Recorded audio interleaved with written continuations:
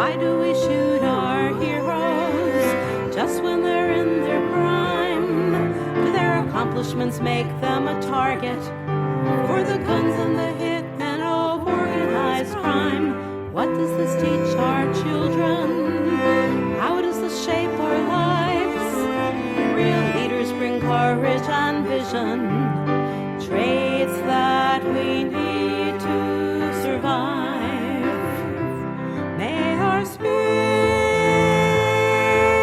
rise. Can we turn the tides? The undertow is strong. May it not pull us down. How can we stop the shooting? Jail doesn't stop the crime. Can love find a way to end hatred? Will I see change in our time? Why do we shoot our heroes? Linda Marks. It's called Heroes, and here she is. Hello, Linda. Hi, David. How are you? Doing fine, thank you. So happy to have you here with us today. What a great song. First question I have to ask you is, how did you come up with it? That is a story. It has a couple different threads that tie together. One side of it is I was 4 years old when John F. Kennedy was shot, and it hit me in the gut in a really deep way because I identified with him. I was that kind of person even as a child. And then Martin Luther King and Robert F. Kennedy were shot in just a very short period of time. So it made me afraid to be who I was in the world because the message was that our heroes get shot. And I've also been a lifelong Red Sox fan. I worked there as a teenager. I would bring my son, who's now 23, to games, and we actually had direct contact with David Ortiz, who has a huge heart and is an amazing human being.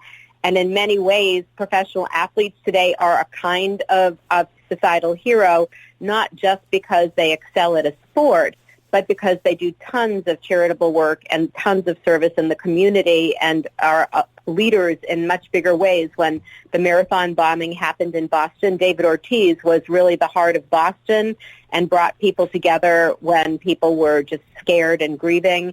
He also has different charities, both in the Dominican Republic and in this country. He's helped children with heart issues. So his generosity of heart and service to the community and leadership is profound. So when he was shot, I was pretty devastated from both of those two threads. And the question immediately came to me, why do we shoot our heroes? And so some of the questions in the song were the way I responded to the news that he was shot. And while he's still alive, he was shot so badly that many of the different places the bullet permeated his internal organs could have been lethal. Some of the doctors who helped him with the initial surgery in the Dominican Republic commented that any one of a number of the wounds would have been able to kill him. And had he not been a professional athlete in really good condition, he probably wouldn't have made it. So anyhow, it hit me really hard. And then I started to do research, and I realized that David Ortiz is about 43, and JFK, RFK, and MLK were all in their 40s when they were shot, so in the prime part. And it also just struck me that there's a way in our society that when people really do serve the greater good, and in many ways are sort of a spiritual leader, which all of these people were in whatever their fields of endeavor were, it's very hard for some people. You'd think that, when they shine their light that way, it would just be inspirational, but then there are all the people that are jealous. So anyhow, that's some of the backstory of how I wrote the song. There's another really interesting piece, which is that a wonderful journalist named Bob Holer, who writes for the Boston Globe, he wrote an article that looked at the context of how did it happen that David was shot, and it was on the front page of the Sunday Globe. I'm losing track of time, but I'd say 3 to 4 weeks ago. And when I read the article, many of the comments he made literally mirrored the lyrics of my song. So I immediately felt moved to write to him and tell him that, and I sent him the song.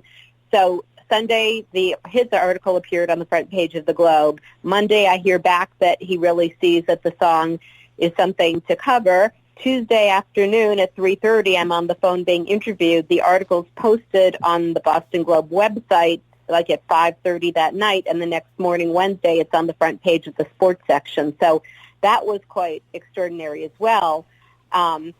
And I could go into the dark side of even my own public recognition. It's like it sort of all becomes like a mirror of itself. There's somebody who is a sports jock, I won't name him, who used to be on a major station in Boston and isn't anymore, who has a major podcast, and he and his team got a hold of it. So they started mocking me, the song, and the Globe author. Mind you, this person has never talked to me or met me. It was amazing that, when you talk about when something happens that's inspirational, someone always has to pull it down.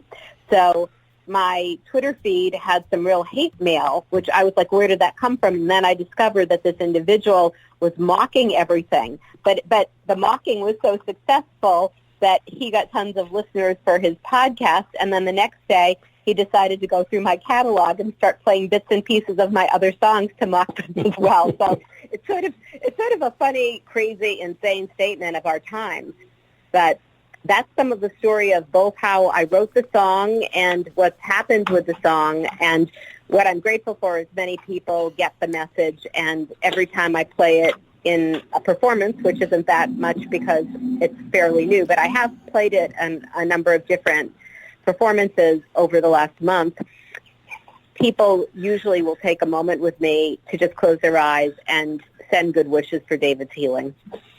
Of course, we all do too. We have a little back and forth here because, I am not exactly a Red Sox fan, and no, he roots for the evil empire. Is exactly a Red Sox fan, so we have a little back and forth here. But yeah, I was impressed when I first heard the song. You can sense the feeling and the intensity of those feelings practically from the moment the song begins. John, your thoughts? You can, Linda, certainly you can sense the love in the song. And like you, I am I'm born and raised in the Boston area, a lifelong Red Sox fan, although the pitching is really awful this year. But but I can remember that day back in 2013, right after the bombing, and watching live David Ortiz on the pitcher's mound with the microphone in his hand, and he made that speech, and I immediately looked over at my wife and I said, "We're getting the ring this year." I just knew it. I just knew it. And David Ortiz is an inspiration for anybody that wants to grow up on the righteous side of life. I mean, he's not a prima donna. He is. He is a prima donna? No, he's not a prima donna. No. He's an inspiration. He is. Your timing was excellent. He is he's an inspirational athlete, and he's just genuinely a good person. And I just could not, like you, when the news broke out that he had been shot in the back, no less, I was just beside myself with grief and just praying for his recovery. I know. Well, I was happy. No, go ahead. Again, great timing. I wasn't, of course, happy it happened. I was, I guess, maybe relieved to feel afterwards that it was at least a mistake, that it wasn't someone out deliberately to get him. But just for your information, no one believes that. No one believes that it was a mistake. No, I did not know that. That's one that I had. That's one angle that I had not heard on the Florida, story. I don't get the media from Boston. I don't get to listen to WBZ or WEEI anymore, unless I consciously think of doing it online, which is something because of my daily routine never occurs to me to do. But the Boston Globe has been following that line, and actually Bob Holler, the journalist who interviewed me and wrote the article that inspired me to write to him, he's actually trying to investigate what are the true details of what happened to him. And there was an article in Sports Illustrated a week or two ago that was looking at the issues of how did this happen as well. But no one believes that story. For one, the man who was sitting next to David is nothing like David in appearance. Like, he's a slight man with very light, sort of tannish skin. His hair doesn't look like David. David's body shape, his hair, his height, I could tell him from behind. It's very easy to identify David. Interesting. So, yeah. So no one believes it, and because the two articles, the one that I read in Sports Illustrated and the one that Bob wrote that led me to write to him, both were more along the lines of my song. When a person comes from a very poor country, and David witnessed all kinds of crime and all kinds of jealousy, and it's when people are really, really poor and have no possibility of having a life, when someone comes from those really humble beginnings and then turns themselves into the kind of leader that David is. It's not just that he has made money as a baseball player. He's literally a social leader. He's a social visionary leader. And people get very jealous of that. And, there was a book that was written with him about his life, and he made a comment about so many people who come up to him want something out of him. He's just he is a person. And sure, absolutely. It's pretty horrible to have all these people wanting things out of you. And as someone who has a pretty good ethical, moral compass, he tries to put his energy into things that make a difference, a lot involving children and communities. So people can get mad at him and jealous of him because of his success and because of the position of power he's in. And that alone is a reason that someone could have done that or set up a hit. That's an interesting, that's an interesting side to the story that I had not really thought of on my own. And as John indicated, we don't get the direct Boston media out here, so if it doesn't break nationally, there's a good chance we don't hear it. It's something to consider and look forward to looking into to see what the story is. But speaking of stories, I wanted to be sure before we run out of time here to get to the other half of the story that we wanted to touch on having you here. You have a new album in the works, which is coming out very soon. Yes, my In Grace album is going to be released on all platforms on September 1st.